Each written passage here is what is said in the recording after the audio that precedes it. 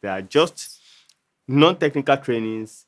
We expose you to the value chain of the automotive spare parts, even from the manufacturing to the distribution to retail sales and all that. We expose you to that and some other areas, even the IT part of it. You understand? So, because now in Nigeria, when your brain box is bad, people people condemn it, buy another one. And we have electrical electronic gadgets. That's supposed to sit down with the brain box. Look at the ICs and the transistors and everything inside the brain box and should be able to fix it. You understand? So these are the kind of training we are giving to our students in Autogig Academy, so that they can we can fit in into the industry perfectly. There are so many untapped areas in the industry. I can, from my personal assessments, we are still performing less than 40% of what we should be doing in the industry. Okay, so something crossed my mind while we were discussing, and I remember a news making rounds the other time about a Nigerian student that he built a sports car, you know, and the next thing I will hear is that a big car brand abroad invited him over. They're like, they bought him already. What is the automotive industry doing about this young talent? What are they doing about them? Why are we, for me, I feel like we're losing them to the international bodies. So what can be done about this? Well, I think it's a general problem now that entrepreneurs are facing in Nigeria. If you are in the fintech sector or an IT sector, you easily you get fundings for your projects than, let's say, you are in the automotive industry or some other form of industry that the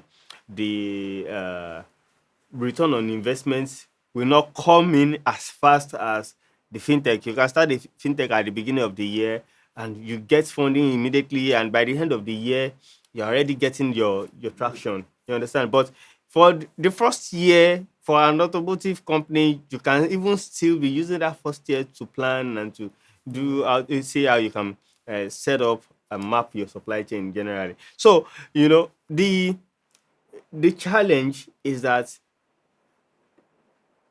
there are no fundings for people that really want to do something in this area. And I will encourage corporate organizations, and that's why we have gone into partnership with Lautech, even on as regards Autogig Academy. We also have partnership with them, with the Center for Emerging Skills Technology in Lautech. That's why we are doing that. Organizations need to get involved in what is going on in higher institution. In Nigeria, entrepreneur once told the lecturers that the problem the industry have with the lecturers in Nigeria is that we cannot see them, because we need to know what they are doing, the kind of solutions they are offering that we can bring into the industry. And I look at it very well. Some of the lecturers, I'm sorry to say, they don't have the entrepreneurial skills to understand how this solution can fit into the system. And probably maybe some of them are working on a solution that is over 10 years.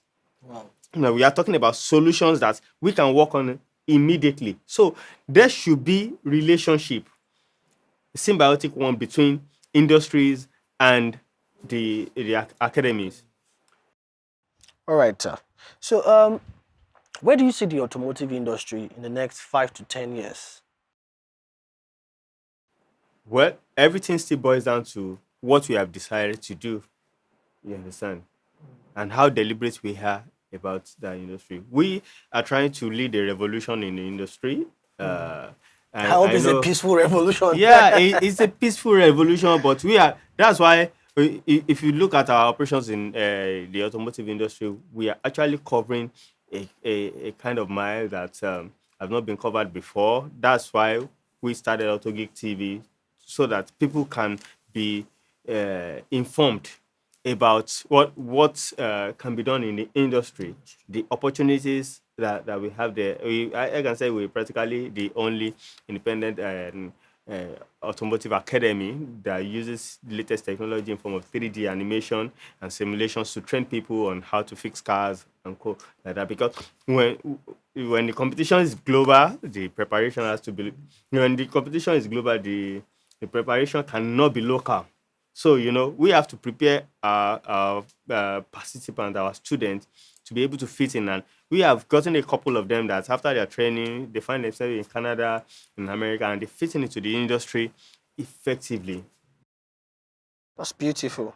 So there's this question I would really want us to address. Like, it's really something that is happening, you know. And why do people run away from using automobile dealership? They prefer using roadside mechanics than using automotive dealership. And what are the challenges you face?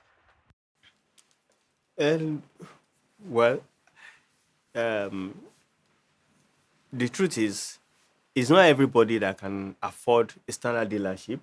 You can't expect somebody that buys a 2002 Toyota Camry to say he wants to go and service it in Elizade or Toyota Nigeria. The truth is that the cost, the service charge, and everything, by the time you factor it in, if you look at it in percentage as against the cost of acquisition of the vehicle. You understand? But the truth is, when you go to a standard dealership, that's where you have access to OEM parts with warranty. Your repairs has warranty, and you can be sure, you can be confident of what is being done on the vehicle. And we have trust issues around here too. You understand? It's one of the key problem in the industry. You Trust understand? issues. Trust issues.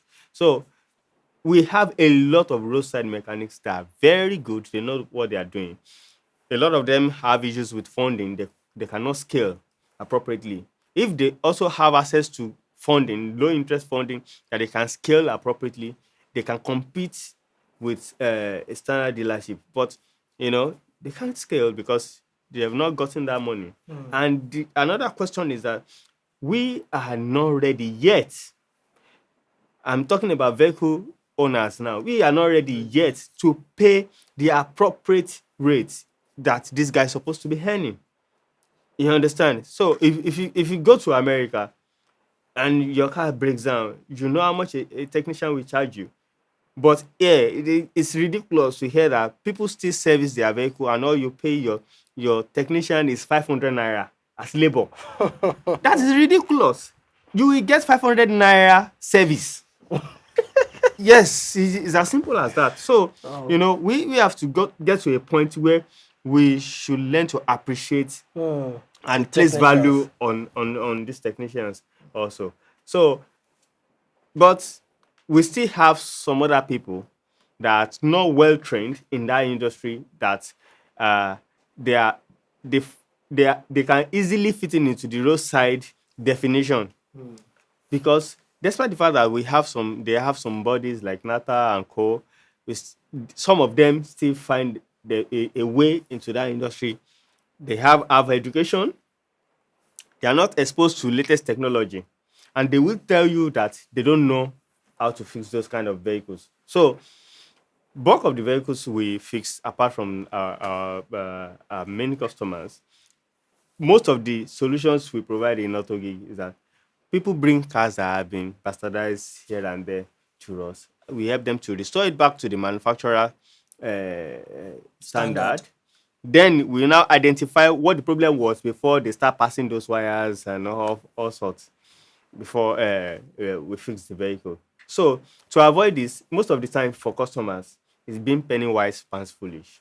If you know that you are driving a recent vehicle and you are not sure that your technician can handle it, take it to a proper workshop, Workshop. yeah, for it to be fixed. All right, you heard it right. You have to take your vehicle to a proper workshop for proper checkup.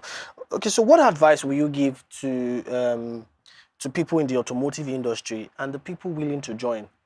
What advice will you give them as at the present situation of the Nigerian automotive industry right now? Well, let me just talk about the global economy generally. What we need to understand is that there are some industry that even during recession, there are little impact on them because people need to move around.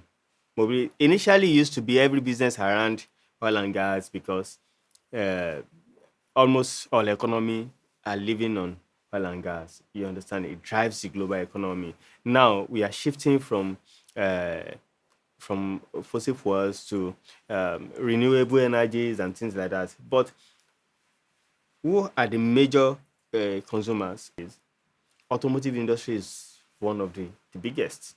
You understand? So when you do business around businesses that they can, for instance, we talk about food, people have to eat. You understand? You can't do business in the food industry, and when there are issues like this, you will not find a way around it.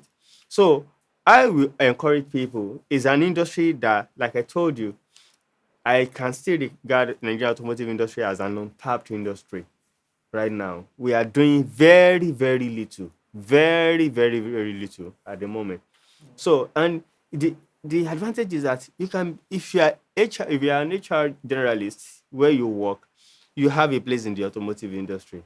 If you are a chemist, you have a place in the automotive industry. If you are a programmer, you have a place in the automotive industry. So we just need to sit down and look at what kind of solutions can we bring around, what part of the industry has not been explored that we need to leverage on. So that's what I would just advise people, and people that wants to grow in the industry. Just look at the competition is a bit fierce at the moment because everybody are just justly for the available customers that can patronize the standard dealership. Now what you need to do is to ensure that what is missing in the industry, integrity, is your watchword. You understand? If you can give people value and they believe in in what you're giving them and they trust you, then you continue to get referrals and new customers. You heard it right. Integrity says it all. You have to add value to the products people are bringing to you, and also you have to also be deliberate. Words from TBO in the studios this evening.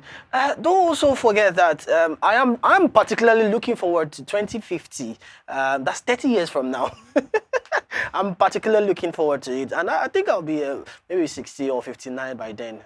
Well, I'm looking forward to that.